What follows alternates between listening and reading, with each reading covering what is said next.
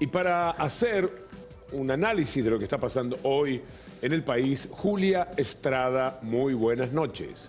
Buenas noches, Víctor Hugo. Vamos a hacer el picadito con datos económicos del día. Luego vamos a profundizar en el dato que mencionaron hace un rato, que es la emisión de un bono a 100 años.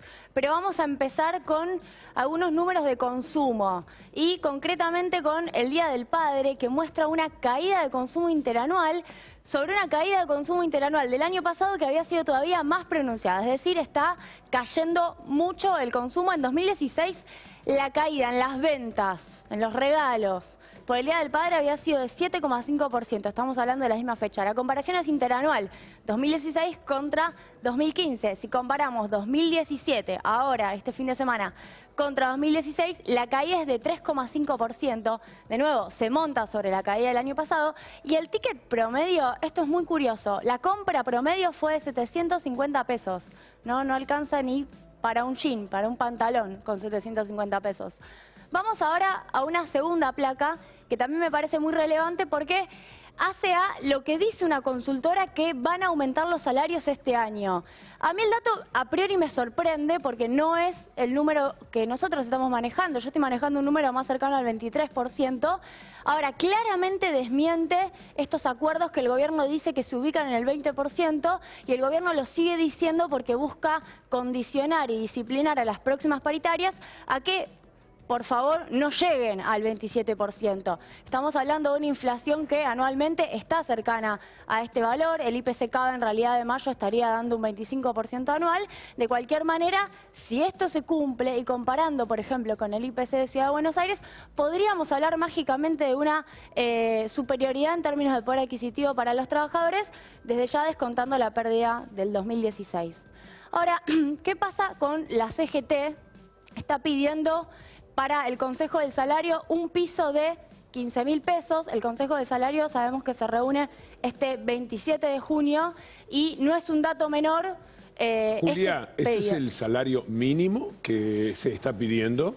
Efectivamente, el Consejo del Salario lo que hace es establecer, decir cuánto debería ser el salario mínimo, por debajo del cual ningún trabajador debería ganar menos que eso. Vamos a hacer para ese momento, Víctor Hugo, algún análisis de la evolución del salario mínimo y mostrar cómo precisamente en este último tiempo viene perdiendo contra la inflación y considerar sencillamente que la canasta básica total para no caer en la pobreza estaba superando los 13.000, 14.000 pesos, ¿no? Es muy interesante porque, por ejemplo, docente que entra a trabajar ahora gana menos de 15.000 pesos. En la pelea que se está manteniendo increíble frente al gobierno que no quiere hacer paritarias, un dato clarísimo que tengo es que un docente que empieza a trabajar ahora en octubre todavía no gana 15.000 pesos y se está pidiendo un salario mínimo de 15.000 pesos. Me parece interesante como aporte, como punto de partida. Uno sabe muy bien que 15.000 pesos tampoco van a alcanzar, pero está algo lejos de lo que actualmente es el salario mínimo, ¿no? Efectivamente, es un pedido fuerte, por decirlo de alguna manera, al gobierno nacional de Mauricio Macri y veremos qué es lo que ocurre. También hay que decir que este salario mínimo es una referencia también para el mundo de la informalidad, porque nosotros cuando discutimos aumentos salariales, ese 27% que mostré antes, estamos hablando de los formales. Ahora, teníamos en el gobierno anterior un 35% de informalidad, en esta etapa está creciendo y mucho de esta referencia que se imponga va a regir sobre todos esos informales que no tienen paritaria. Julia, ahora, perdón, para situarnos al día de hoy. Hoy está en 8.060 el mínimo vital y móvil, más o menos. Sí. 8.060. O sea, la Confederación General del Trabajo, que no pudo resolver el año pasado unas paritarias por encima de la inflación, le está pidiendo al Poder Ejecutivo que aumente 90% el mínimo vital y móvil. ¿Es correcto lo que estoy diciendo hasta ahora? Sí. Bueno, me parece medio por la galería. Me parece que esto no va a ocurrir, que no lo digo por nosotros que lo estamos poniendo y me parece bien la información, sino que digo, entusiasmar a la gente con que una central obrera puede llegar a aumentar 90% el mínimo vital y móvil después de no haber podido sortear la inflación durante el 2016, me parece una expectativa, qué sé yo, audaz. Sí. Para esta reunión. Pero por lo menos nos está informando que la CGT ha sacado cuentas y dice, con menos de 15.000 pesos no se puede concebir un salario. Es valioso que se anime a hacerlo. Vamos a ver cuál es la fuerza que tiene para sostener una idea que prácticamente provoca un aumento del 100% del 90, salario mínimo. Es extraordinario como anuncio, como posibilidad, pero también como constatación de que las cosas son así, tendrían que ser así, aunque después no prosperen, ¿verdad? Exactamente, sí, a mí me genera, y ustedes saben que aquí yo he pedido prudencia a las críticas sobre la Confederación General del Trabajo, pero esta situación la verdad que me parece que es más, reitero, por la galería que otra cosa. Reitero, una central obrera que no pudo lograr que los trabajadores formales, en la enorme mayoría, no estoy hablando en general, ganen por encima de la inflación, le va a arrebatar a un poder ejecutivo que quiere ajustar en año electoral un 90% de aumento en el mínimo vital y móvil. Yo no quiero decir que que hay más posibilidad de que pase eso a que yo se la enganche a River, porque este espacio ya tiene malos antecedentes con eso, pero no creo que vaya a ocurrir, Víctor Hugo. No, yo solo agregar que, como decía Iván, no solo no pudo lograr un aumento salarial que compensara la inflación, sino que el gran abandono de la discusión sobre el tema de los despidos ha sido gran parte responsabilidad de la CGT, porque hoy estamos discutiendo salarios, pero no hubo prácticamente reincorporaciones, a excepción del sindicato bancario de Palazzo, en todo lo que tuvo que ver con los despidos del año pasado. Con lo cual, de todas maneras, es interesante que se ponga sobre la mesa un valor de referencia para el salario mínimo de acá al 27 de junio.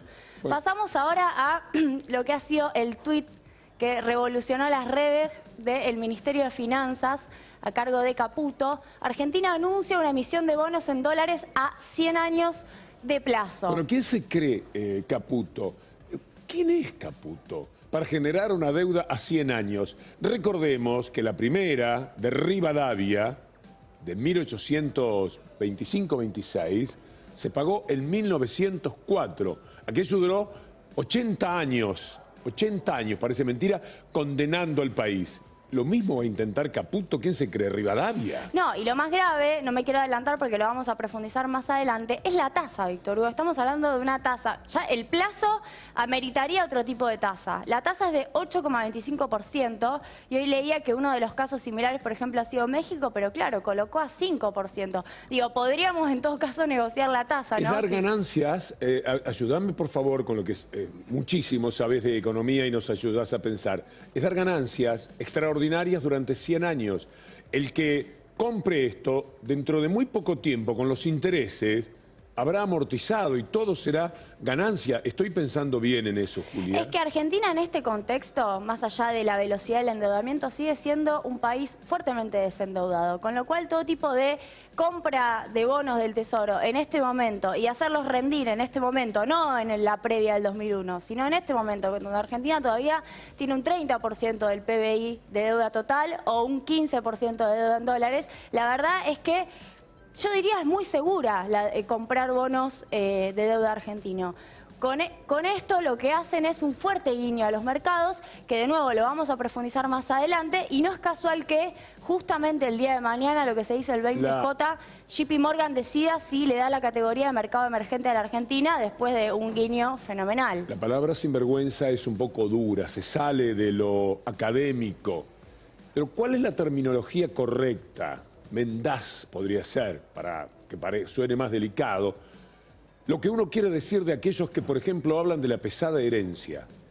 Y porque la pesada herencia era muy liviana, porque tenían el camino totalmente abierto para poderse endeudar, hasta son capaces de hablar de deudas, ya no para el año que viene, para dentro de 10 años, para dentro de 20 años, sino también deuda por 100 años. Y esto solo es concebible y posible, lamentablemente, para un personaje como Caputo, que encuentra el campo hecho orégano, gracias a lo que no se endeudó el país en los años, mejor dicho, a lo que se desendeudó el país en los años anteriores, Julia.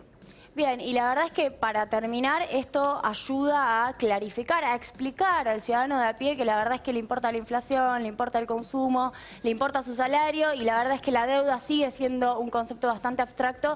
Esto de 100 años es bastante parecido a hipotecar el futuro. Cuando uno dice la deuda hipoteca el futuro de un país, bueno, un bono a 100 años, más claro, imposible.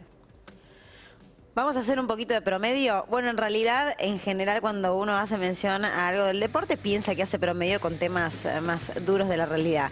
Pero me parece que esta vez no es el caso. Habló Diego Armando Maradona en una excelente entrevista que le realizó Martina